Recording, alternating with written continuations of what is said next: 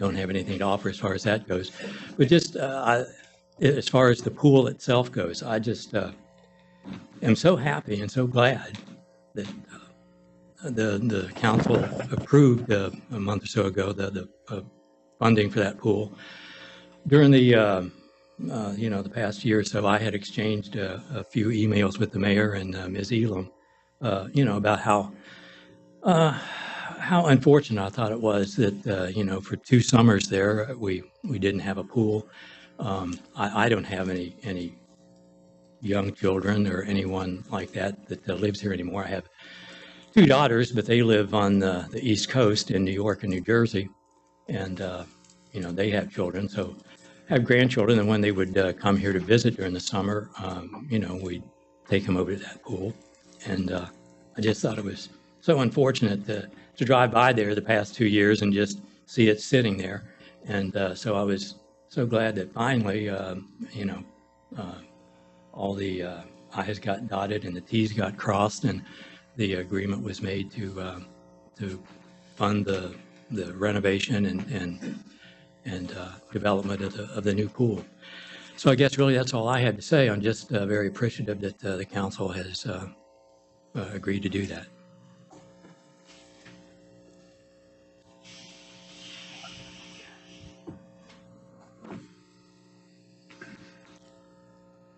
Thank you very much. The minutes from the regular council meeting on October the 19th, 2023 have been printed, posted, and circulated. Are there any corrections to the minutes? If there are no objections, then the minutes will stand approved as posted. We move into unfinished business this evening, and we have an ordinance on second reading. Mr. Skogstad, I'm going to give you that ordinance if you would, sir. If you'll just read it. Yes, sir. The first part's fine. Ordinance of the City of Vienna, an ordinance authorizing and approving the conveyance of certain real property, fixtures, and personal property and appurtenances to the City of Vienna Building Commission for the purpose of facilitating the design, acquisition, construction, renovation, and equipping of a new aquatic facility at Jackson Park by the City of Vienna on behalf of the City of Vienna Building Commission. The leasing of such real property and all project improvements and appurtenances thereto by the City of Vienna from the City of Vienna Building Commission. The sale and issuance by the City of Vienna Building Commission of not to exceed $4 million in principal amount of lease revenue bonds in one or more series to pay all or a portion of the cost of the project and cost of issuance of the bonds. Authorizing the execution and delivery of an agreement and lease and other instruments, and authorizing and approving other documents and matters relating to the terms and security of such bonds, and providing for other matters in connection therewith. Thank you. I'll entertain a motion for the approval of the I'll entertain a motion for the approval on second reading of the ordinance authorizing and approving the conveyance of certain real property to the Vienna Building Commission. So moved. Sorry. It's been moved and seconded that we approve on second reading the ordinance authorizing and approving the conveyance of certain real property. Is there any further discussion?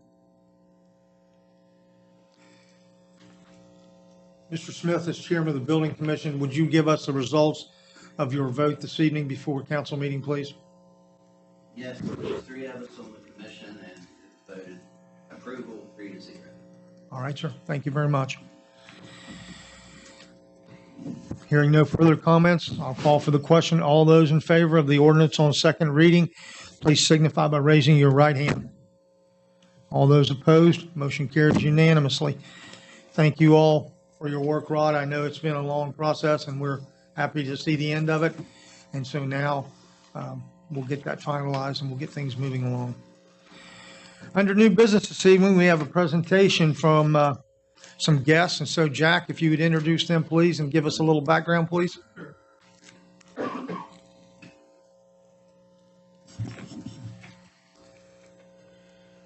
Yeah, I guess one of the best places to start was your last council meeting where the mayor said I had spoken with him and had rendered my services, offering to help with anything that I could with the amphitheater project at Spencer Landing.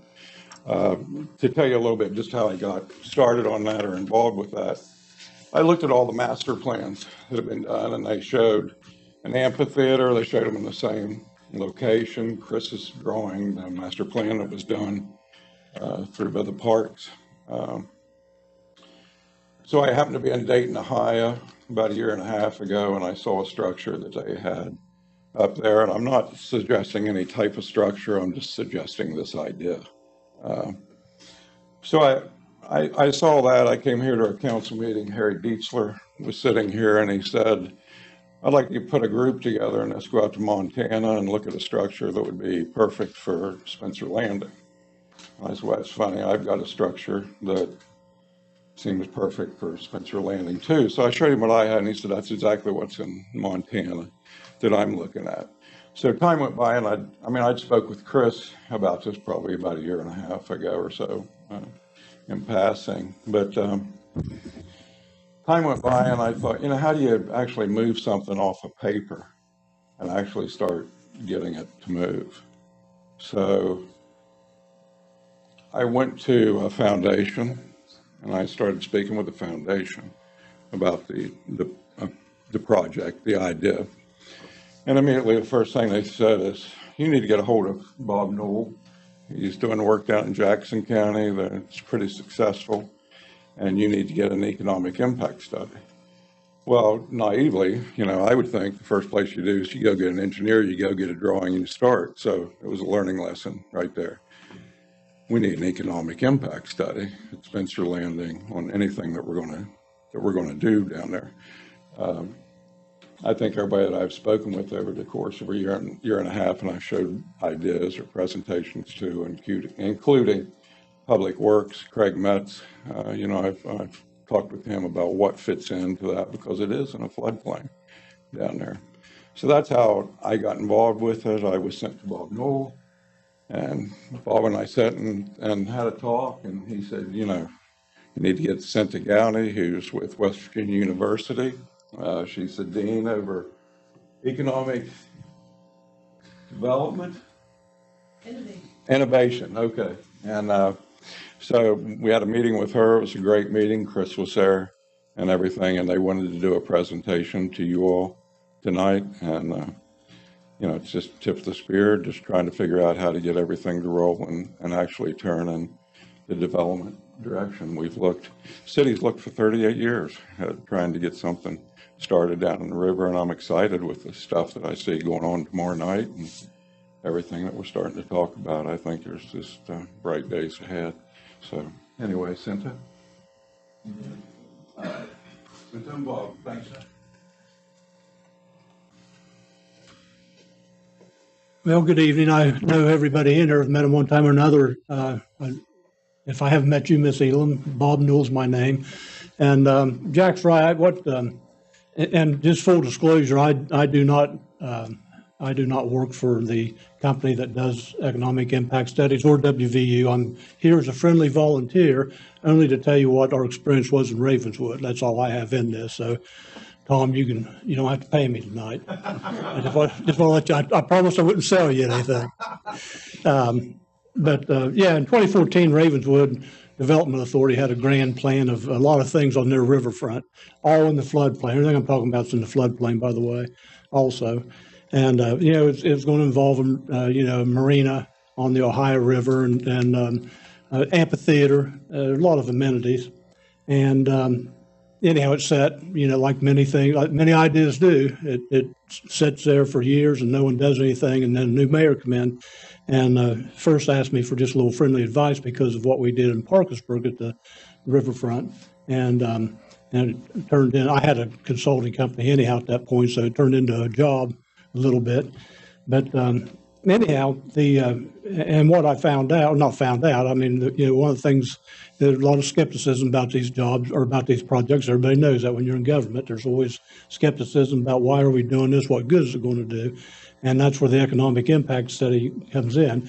That's one thing, it helps show why it's a good thing to have these amenities, first of all.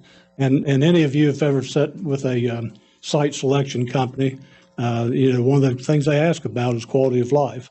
And I sat with one when the cracker plant was coming in. I was in that meeting, and they wanted to know about Parkersburg, and that's one of the things they wanted to know about was, quality of life, because site selection companies come here to eliminate you.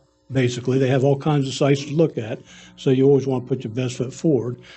So in Ravenswood, one of the things I had asked for first said, we need to convince a few people. First of all, the public that it's a good thing. It's going to mean something. But more importantly, funders, appropriations, Department of Tourism. So I went to CENTA because I knew WVUP could do those things. And she and through WVU, they hired a company to do that. Ravenswood paid for it, of course. And they identified things that people didn't even realize around Ravenswood that people would come for. Like, they didn't realize that Ravenswood and this whole area really, sits in the middle of about 200,000 paddle boarders in the East Coast. I mean, it's a big thing. Kayaking is a big thing in Ravenswood, and I know that's something different here. But the point is the economic impact study did show, in fact, a lot of things that could, what the economic benefit would be. And I think I just hit this, I suppose, or nope, that's not it. That's not it. Which one? I'm sorry. Okay. And the other thing we did is we had some drawings done. I mean, that's always a good thing. People like to see these colorful things. Believe it or not, they want to know what they're looking at or what they're funding. And I would tell you, part of this involves a golf cart pedestrian bridge. And when I went to Manchin's office a couple 3 years ago, because it's going to be about a $2 million project, and with the drawings and the economic impact study, it went right to the top of the list, and it was approved in the next round, and we're drawing down on as we speak.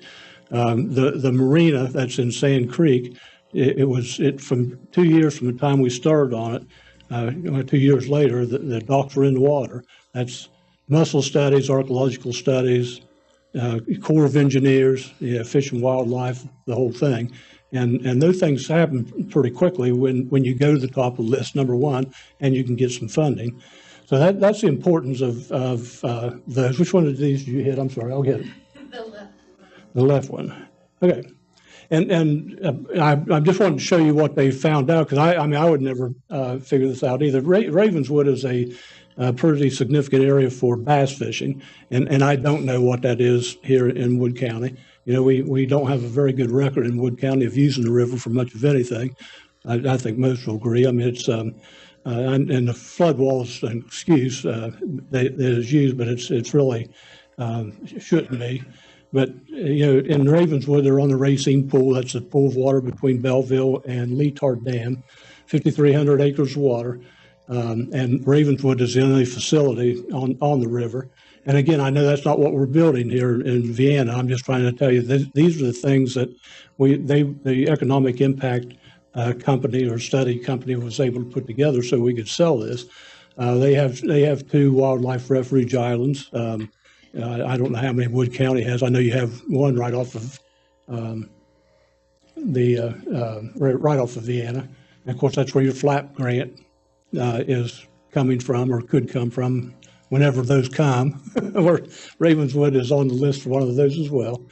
But again, they identified all the things that are in Ravenswood and reasons that people might come to that part of the state.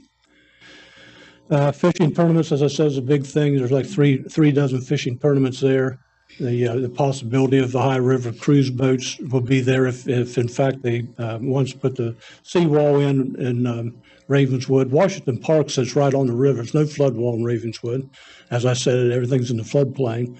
But there was a lock and dam system there at one time, and it's even if they don't build an amphitheater, just a seawall would be good for them, because it's tiered, about 2,000 feet of tiered embankment that you can sit on anyhow. But nevertheless, they could entertain those things. They have the High River Festival each year as well. They have powerboat races, which will probably get a little bigger now that Marietta's not doing it. So they have a lot of events on the river that they want an amphitheater to help with that. So that's in the plans as well. And of course, a lot of these are down the road, but also they have 3 large sewer lagoons that were put there, I think, in the 60s. They're going to eliminate those. They need to eliminate them. With the help of appropriations, we're going to eliminate them. And then, of course, with the Berkshire Hathaway Energy Company coming in, Ravenswood's going to serve that plant, even though it's 7 miles away. So that will go, and on that acreage will be possibly will be a sports complex. Everybody wants them. You know, whether it's a big thing 3 or 4 years from now, we'll find out. But nevertheless, it'll be a lot of acreage that is at least available for some kind of development. But the study showed this. Sand Creek Marina, I told you, was done in a couple of years. We added campgrounds on the behest of Department of Tourism. First place I went with all this, even before I went to appropriations, was the West Virginia Department of Tourism. Chelsea Ruby is the secretary. It's a secretary position now. And she's great. I mean, I emailed her Saturday night at 1:45 at night, and quarter after she emailed me back. I mean, she's just on that computer all the time. And there's money through tourism. And she said, if you put camping in, there's camping on the water. Again, not that you're doing that here. I'm just telling you, what, they jumped on this as well because they saw the economic benefit of it through the economic impact study. So anyhow, this is the income that the economic impact study identified. And it's not like they just pull this out of the sky.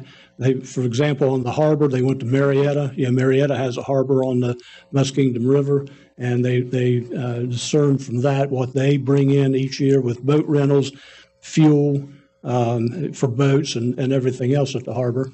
And so, I mean, it's not based on just some pie in the sky thing, or we think this is what will happen. It's based on other places where it does happen.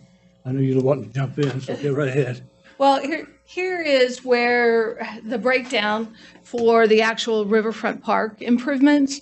And so we looked at casual and party use, private party use, and that's estimated between $7 and $20 per visitor when you have a private party using that facility.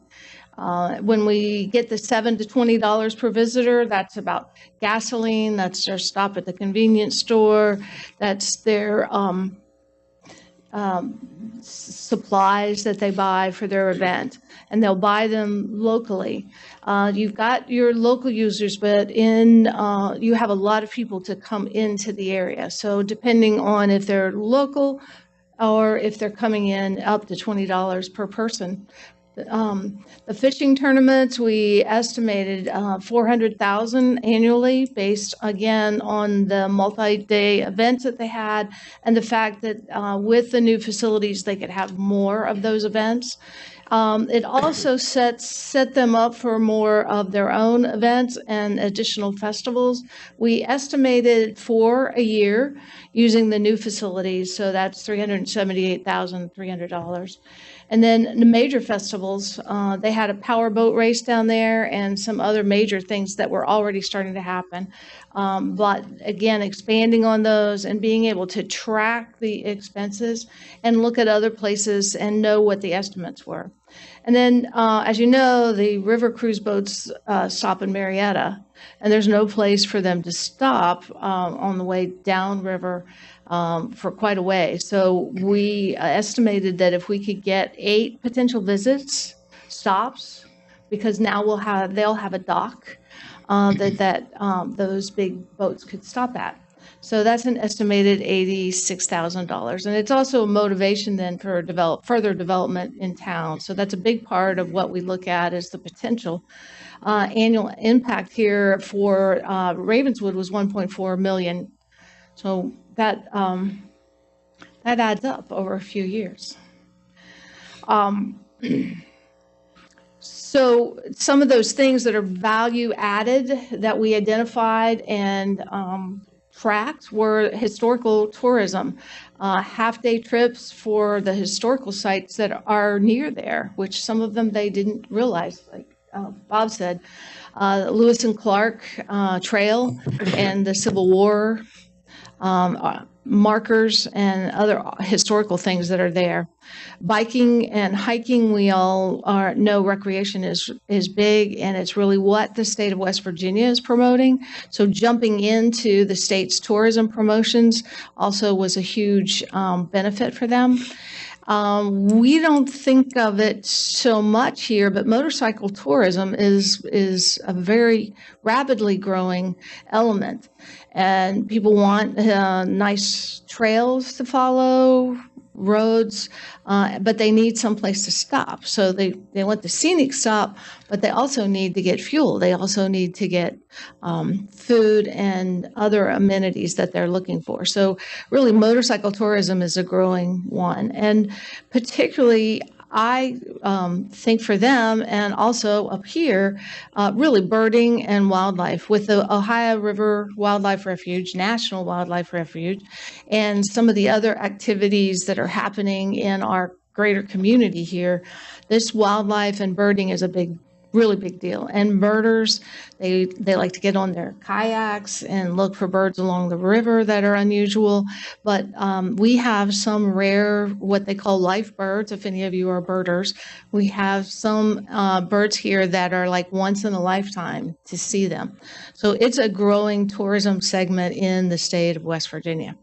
Those are possibilities and targets that we brought to their attention and got them more information about them and started getting them involved in those aspects of the business and economic impacts of what they were doing. So we look at 3 value streams when we are working on a project like this. We look at the direct economic impact. And when you're talking about direct economic impact, it's really, the sale of tickets, the concessions and merchandise that you can sell during your event or have available at your site while people are there using it for whatever reason, your private parties, your community events, your community organizations that are wanting to have their picnics there, et cetera. Then venue rentals, because you're going to be able to rent the venue. A little pavilion is maybe $20 an hour, but something like your amphitheater, you can really rent those, and they are a little higher impact than that. The naming rights of things in the park and the amphitheater or different aspects of it, and sponsorships. I mean, it will attract many partnerships and help with generating revenue. Parking fees is a possibility. And when we start looking at indirect economic impact, hotel accommodations is a large one. Downtown Parkersburg just had a 2-day conference. They got 33 more room nights than they would not have gotten for 2 nights. So that's 66. And that generates tax revenue. And it generates people in your town going. The conference actually provided 2 meals, but the other 4 meals had to be purchased in town. So dining and entertainment, the transportation costs, and then retail and shopping, which this town has that maybe some other towns don't have around here. And then we also look at the induced economic impact. This will create more jobs, and we'll be able to identify a little bit and nail that down some. You're going to have somebody else at the convenience store. You're going to have somebody else pumping gas. You're going to need people to maintain it and work the ticket booth. So those induced economic impacts. Local residents because of their job opportunities, and then the local business growth, your restaurants, your retail shops, your grocery stores, all of those will be impacted by the increased activity and benefits of the amphitheater and what you're looking at doing at Spencer's Landing. So I did pull some pictures, Jack, of Dayton, so you can take a look at it. This is just an example of a amphitheater that is open. You can see from the top picture how pretty the white is from the outside, and it adds to the ambiance of the site. But inside, it's very flexible. It's open. this particular one, not advocating one or the other, but, you know, when you're going to be making decisions, this one is flexible. They, in Dayton, they put an ice skating rink in it. So it's just a plain floor. And then during the winter months, they can use it year-round. So the year-round use of the facility will be a factor in the economic impact study when you do that. So that is, I'd like to go, oh no. Last slide. There we go. Now, is it going to let me go back to my slide?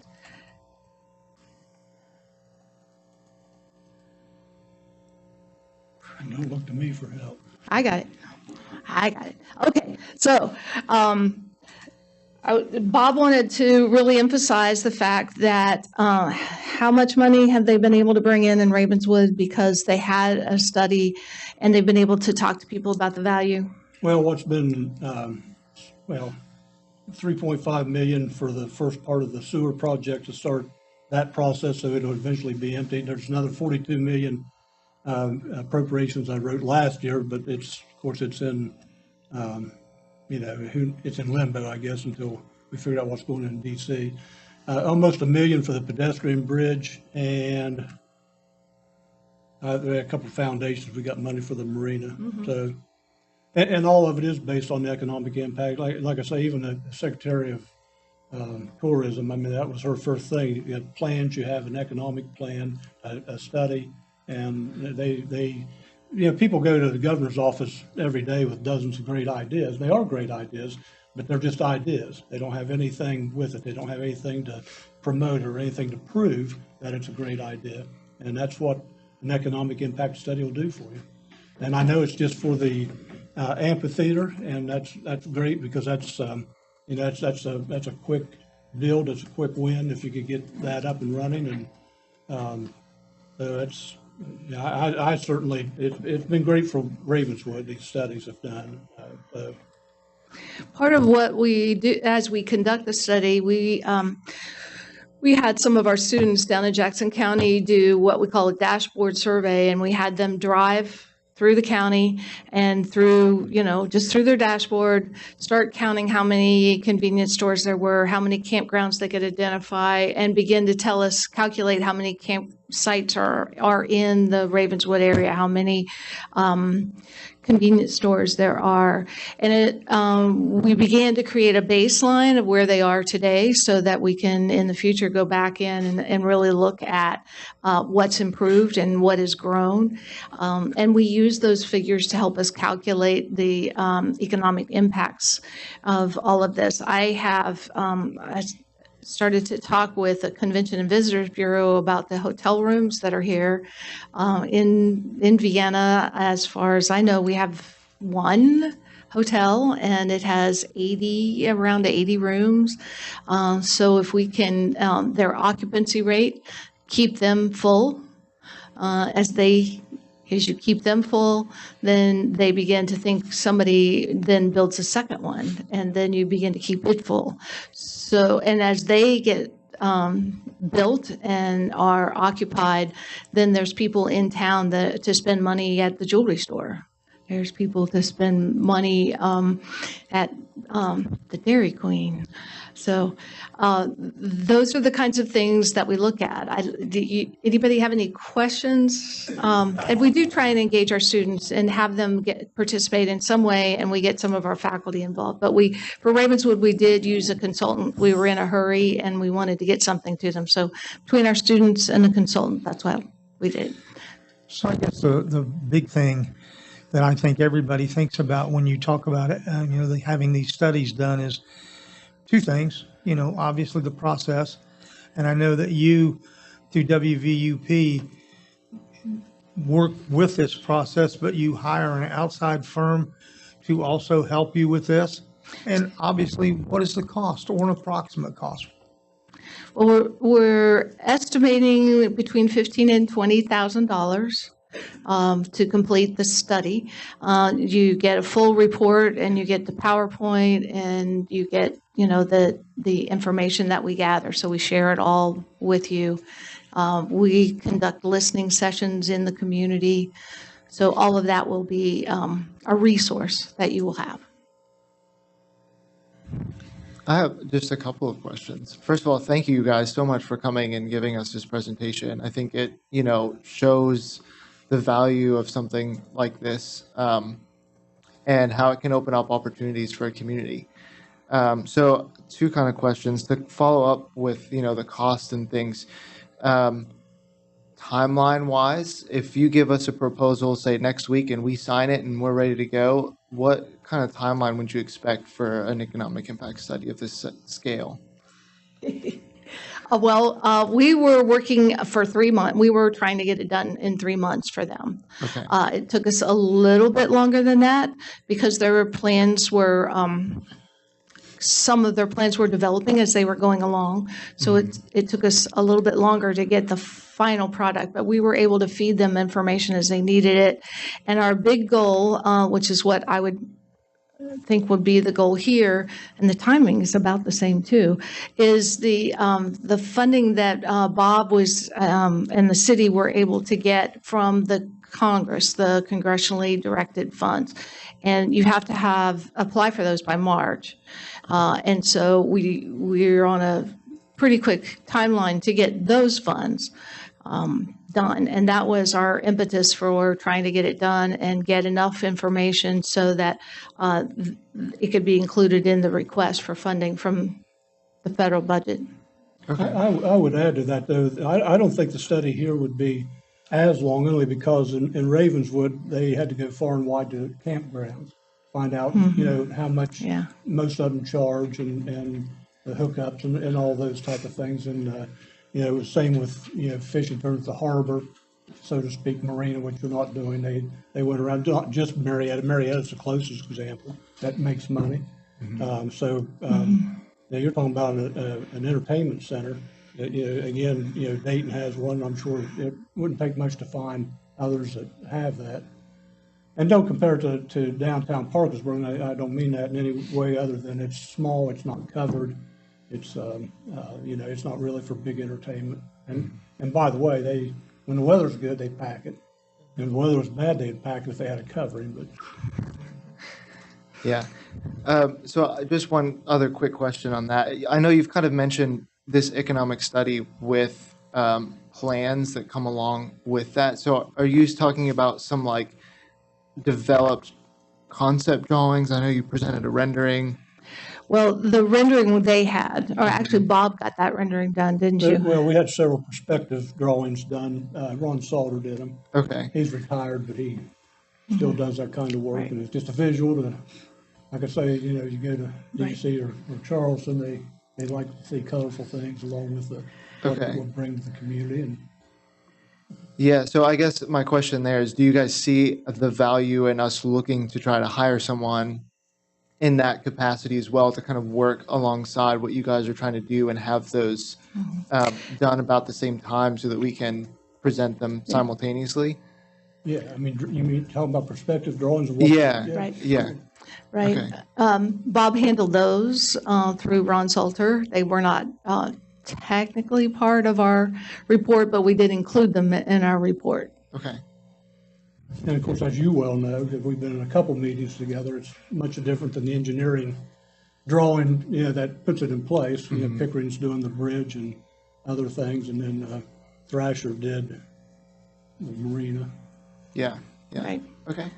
So I think we'd probably propose to do case studies of some of the more successful ones, Dayton, Ohio, because Jack has mentioned that one and it's close. Charleston has a covered amphitheater. So we could certainly look at a couple of those and begin to do some comparisons and look at their impacts that they have had on their communities. So that could be part of what we're doing.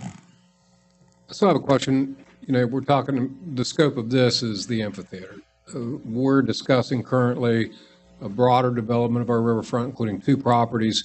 can this study be designed to build upon for additional future funding opportunities? Kind of like this is for this, but also put the framework in for, this additional development ideas that we're at least considering right now.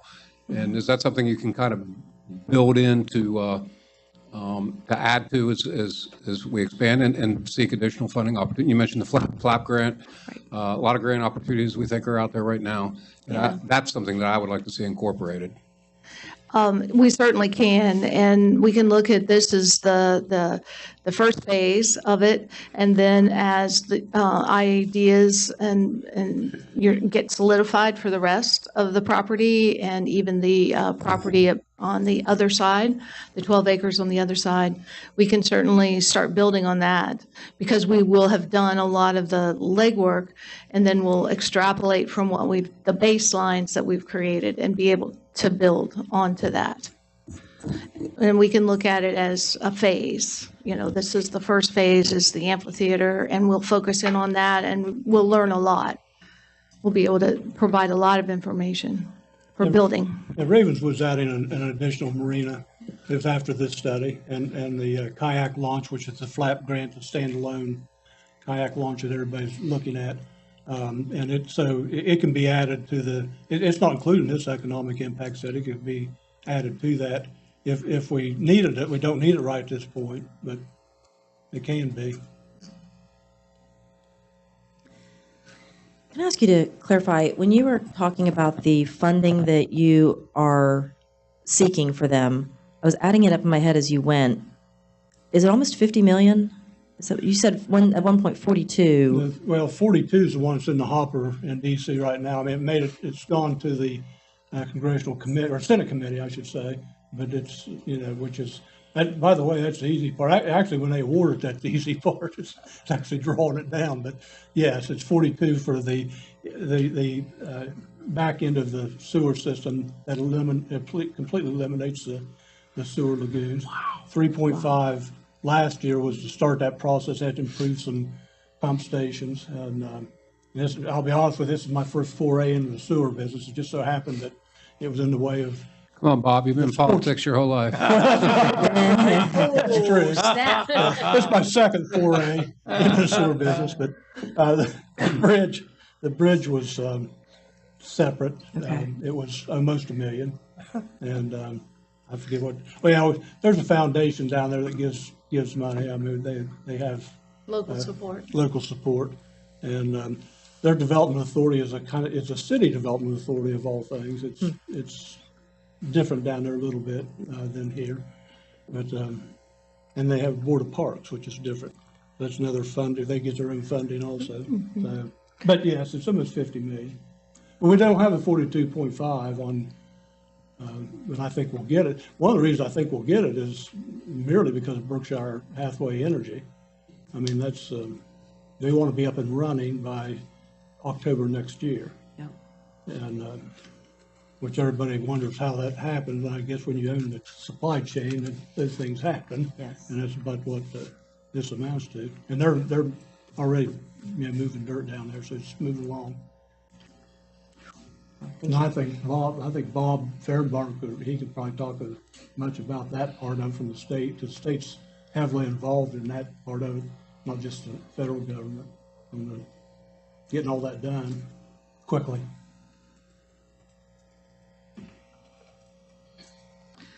So, we do like to involve our students. We are the local college, and I have to admit that I'm really kind of partial. When Bob calls and says, "Can WVU do this?" I'm like, "No, but WVUP can do it." So we are really excited about a lot of the developments that are happening for us at the college, and we would love to be a part of your work here in the community. I do want to add one last thing. This is, and there is a slight difference. This is really not a feasibility study. It is an economic analysis, which is different. The mistake I made with baseball a few years ago was everybody's concerned how can we support this, and that's what that study went for, is that it could. But what I should have been showing them is once it's built, this is what it'll do for us, and I think that would have changed some minds, not that I needed to, but nevertheless, it's a little bit different, just to let you know. That is a good distinction. It isn't a feasibility study. We're not, that's for the engineers and the architects. But it is about, how it will positively impact your community, what effects it will have, and the impacts that you will feel from it. Any other questions? Well, thank you. Well, thank you all very much for your time. Hey, it worked, Bob, Randy, it worked. Mr. Mike Enoch is sitting over there. After the meeting's over, if Mike is a minute to stay after, Mike has had international experience with promoting various events and big events. So if you have a minute and you would like to talk to Mike, he can tell you all about the impact of the Mercedes-Benz Arena in Beijing, China, and other places around the world. And he's from Vienna. How about that? So anyway, from the council perspective, we can make this an agenda item for the next meeting in November to authorize that to get started. Senta, do you all have a agreement or something? What is it? What do we have to do in order to engage this? Yeah, we have just a letter of agreement. It's, Could you send that to us? Our attorney can- absolutely, And you're doing this through WVUP? correct, an independent- correct. or some other- Correct. We actually have a research and development corporation that's housed within our foundation. So it is the West Virginia University Parkersburg Foundation is the entity. So the entity is a governmental entity or nonprofit entity? Nonprofit. When I say 501(9). governmental entity, I think, We're not a government. right, you're not. I mean, No. I think funding like WVU. Right. That's why it goes through the foundation. So you're good. Yeah. And will you remind me what your title is? I'm Dean. Dean, Dean of the Center for Civic Engagement and Innovation. Center of Civic Engagement and Innovation. Yeah. Got it. I've worked there now for 9 years. I've had numerous titles, and I'm not on the academic side of things, just so you know. But I worked for Daytona Beach Community College for many years in Florida. I left our lovely state and went to Florida for a while, but I hurried back. And so I've been working here for 9 years and doing a variety of development kinds of activities. Okay. Thank you. Please Thank send you. that to us and we'll I will. try Thank to you. move this forward. Thank you. Bob, thank you for your time. So under our agenda this evening, I have a reminder for you from the utility board. We're in the process of working on our lead and copper survey. If you go to our city website, the very first item you will see is the lead and copper survey. The city of Vienna has 5,216 water customers, and we have been instructed by the federal government that we must do an inventory of all the water lines in every house. And so not too many years ago, when we put our new electronic meters in, we checked all of the lines when we installed the new meters, but now we are challenged to go actually to the house and see what goes into the actual house. And that is a huge task. And so we're asking for the community to take the lead and copper survey. That way we can hopefully eliminate a lot of the houses. If you don't respond to the survey, then we have to come to your house and we have to physically survey them. And so I have a reminder here from Craig Metz, who's our Public Works Director, and I'm going to read this to you, and I'm going to read it at every council meeting so that hopefully we can get this out to the community and they will help us, because it will go much faster if we can get public input on this. So the EPA lead and copper rule revisions And these are the requirements. All water systems must develop an inventory of service lines that meets the LCCR requirements, including service line materials classification, information sources, and public accessibility. Water systems must submit their initial inventories to their state by October the 16th of 2024. All systems must notify all persons served by the water system at the service connection with a lead, GRR, or lead status unknown service line within 30 days of completing their service line inventory. All lead and copper rule revisions requirements other than the initial inventory requirements are subject to change under the inventory rules. And what are we doing as a city? The city will be conducting inspections in homes looking for lead pipes or lead solder joints. Where are we doing it? Citywide. The areas with newer homes will not be focused on it as intently. Why are we doing it? Because it is an EPA mandate. And what are the steps that we're undertaking to get it done? We're focusing on areas with older homes or deemed at risk of having lead. We're using building permits to identify these homes. We're going back and reviewing all the building permits for new construction. Hopefully we'll be able to eliminate some of those based on the year that we issued the building permit. We're hanging door hangers and encouraging people to contact us about the inspection.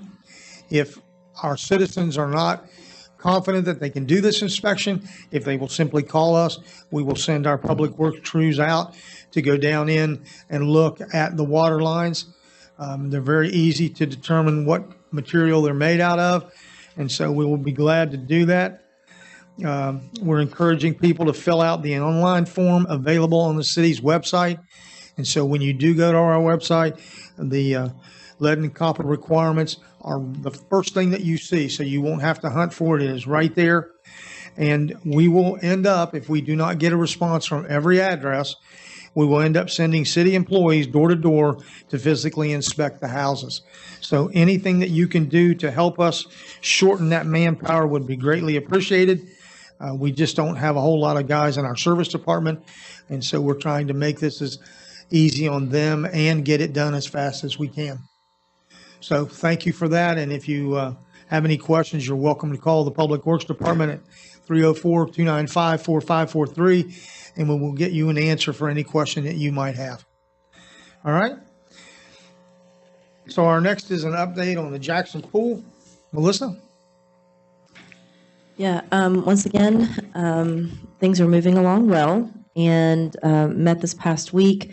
The meetings are, this meeting was a little bit shorter probably because a lot of the issues that had come up in the previous meeting had been answered and taken care of. Right now, we have a lot of the design portions have been decided and have been sent on to them so they can be ordering things. The slide materials have been ordered so that can be started. Of course, we said that last time the baby pool is done. They've also got the retaining wall that's going to be there at the current exit that is being put in. It's neat to see it starting to level out and look like a deck. And there was one other thing I was going to say. Oh, of course, the foundations for the pump house and the new addition onto the bathhouse are done, and so the mason work will start here in another week or so. And yeah, there weren't any other issues that really came up that we needed to address. There weren't any surprises this past week. So I have two.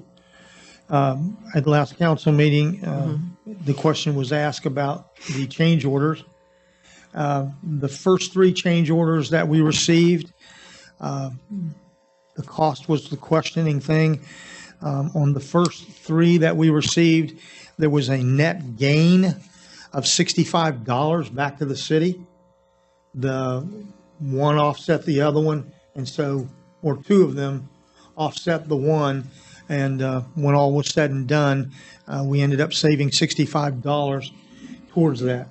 So no big concern yet, but we gained $65, okay? The second thing that was asked is about the sump and why the inspection didn't catch that. And so we did specifically ask the engineering firm, and he responded to me today. I'm going to tell you what his response was. I have not had a chance to get back with him. I can't say that I really like his answer because there's some dates in there that I don't agree with. And so his answer, at the time the pool consultants were on site to conduct their existing conditions evaluation, standing water within the pool prevented any in-depth evaluation of the main drain system. Visual observation of the main drain system at the time suggested that the grates were Virginia Graham-Baker Act compliant. It was only after further evaluation that it was determined that the drain was not fully compliant. As part of the pressure testing process for the main drains, the pool was dewatered and the grate was removed so the drains could be fully inspected. At that point, it could be fully inspected. At that point, it was determined that the drains not only had internal corrosion, which may prevent a full pressure test, but also that the system was not fully Virginia Graham-Baker Act compliant. Although the grate seemed to comply, except for the need to replace it every 5 years, the remainder of the system did not. Such an extensive assessment of the main drain system is not typical as part of the design process due to the equipment and skilled labor needed to conduct such an evaluation. The pool liner was installed in 2003, and the Virginia Graham-Baker Act went into effect in 2008. At some point after 2008, an attempt was made to achieve compliance. This was when the VGA compliant grates were installed, but apparently the rest of the system was not modified to be fully compliant. Since the VGBA had been in effect for 15 years, it would be reasonable to expect that the main drain system would be compliant, particularly since the grate appeared to be compliant.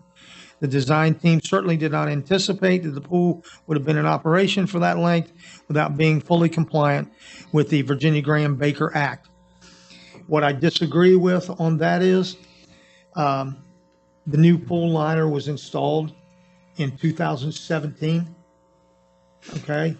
And because we were closed the last 2 years, we weren't through the 5-year window yet because it was inactive for 2 years. So I'm going to go back to him. I've got the paperwork on my desk where we did it in 2017. And so I just don't, I don't agree with what his answer is.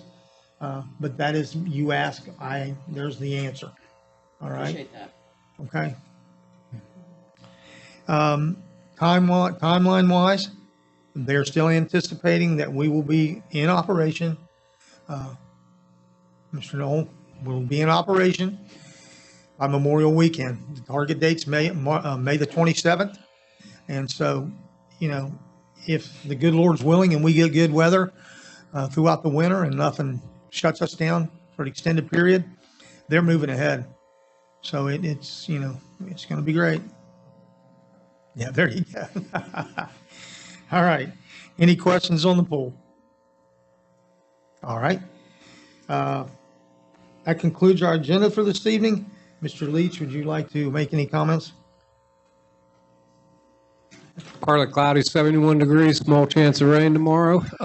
We've been trying to share it out. Fred Anderson's going to donate a couple of Halloween decorations. We're going to offer light refreshments, and our crews are down there tomorrow getting everything ready. I haven't seen a lot of people saying they're coming on this event invite on Facebook, and we know how this all goes with public meetings. But I still think it's a great opportunity for council to come down, spend some time together, and see what happens. So would you tell us the time again and the location? Yeah, 4 to 6 p.m., you know, and basically I just said maybe 5 o'clock we plan on getting together so people can wander around if they like to. A couple of you have been around down there, some haven't. You coming, Tom? Making every effort, brother. All right, well, so, and the where, in between the Serenity and Bob Azar's old office, you come down there and you can drive all the way down to the pavilion and you guys, anyone that needs, you know, we can park right there. There's no steps, no anything that you need to navigate. Sure. And you say you had a golf You cart, let me drive Jim? your car? You said you had a golf Yeah, I cart, do. right? And actually, I texted Scott Morgan and maybe Steve and a couple of guys that are down there along the river might bring their golf carts down so we can do some tours around. But yeah, we're mobile anywhere we want to go. And, but yeah, turning between, like I said, Serenity and what now, Emily Allman's State Farm Office, go down across the tracks and just keep following the road. There's a field there right on your left. You park in that field and walk down, or we can drive all the way down to the pavilion. So looking forward to it. Okay. Yeah. Jim can drive. Well, maybe, you, yeah. Tom. I was going to say you can ride with me, probably trust me less. And any other council comments this evening? I have one real quick. The members of the Tree and Beautification Committee met this week twice to interview companies that provide a tree management inventory software. So if you all recall at budget time, Jack came to us and we approved the expenditure of the software. This is a part of a grant, a 50-50 grant match with the state of West Virginia. So we had three really good companies who've been in the business for a long time present some really, I thought it was fascinating, the software, what it can do. And we have approximately 3,000 to 4,000 trees on city property or in our parks or in public right-of-ways.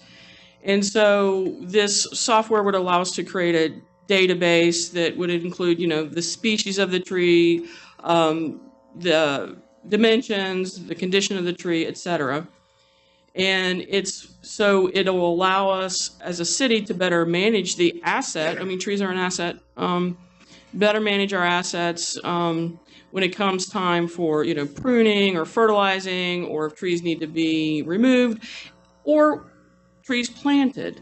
So the intention is to get this project started and underway by early spring. So it's good. It's an undertaking, but I think it's going to be very beneficial. And Jack's here this evening, who's the chairman of our committee. Maybe he can speak a little bit more about it. But the companies that we spoke with, I think the committee will on our next meeting, which will be the first Tuesday in November at 6:30. We'll discuss it and move forward with who we think is probably going to meet our needs the best. So did I miss anything, Jack? No, I think you pretty well covered it. This gives us data decision methods to make our decision. Yeah. The companies were great. I think it was eye-opening to all. Yeah, so that data obviously is going to be available to Jack, Public Works, that kind of thing, as we can, as the city needs to use that information. But interestingly enough, because all of the software that we're talking about is actually web-based, it's in the cloud, so that it can be accessed just by the URL. So there is a component that allows guests or just people that are interested to go on, and you can, check a tree and learn about it, the species of the tree. So it's kind of interesting if you want to find out that all that kind of information. So it's the software is really based on a GIS software, or a platform rather. So it has the ability to put in all kinds of information. So it's a really neat project. I'm looking forward to. I have one question about that. So when you talk about the condition or the health of the tree, for example, is that data that, like, you, Jack, as our forester, input? I mean, does it, because we see now these apps that you can point your phone at a plant and it'll tell you what it is and so forth. Yeah, I'll be able to access the data, but this is going to be by individuals coming in that are certified arborists also, that are going to be looking at these trees. So the great thing about it from the standpoint, it takes liability off of one person looking at the trees and another set of eyes on the outside looking at trees and offering us management decisions. Does that include McDonough? No, I wouldn't do back into the park, but the core parts of the park, the picnic areas, the main, through Jackson Park, the creek, there's trees up through there that that I would like to see preserved. They were large trees, but they're questionable, and, you know, there'd be a little bit of an extra fee involved, but we actually talked about having a canopy, where we're actually climbing up into the trees and everything. What about residential, like trees on my property, trees on each of our properties? Right away. Right away. Okay. Yeah, your trees' privacy is. Good. All right. Well, with that, Jack, thank you. Thank you for all you coming to help us this evening. And Rod, thank you for your work with the Building Commission. Okay? Kathy, nice to see you this evening. Don't want to forget you. And Henry's here again. Henry didn't speak tonight. That's a rare occasion, but thank you, Henry. And of course, Mr. Bob Fehrenbacher's with us this evening. So, and Kristen's always here. So with that,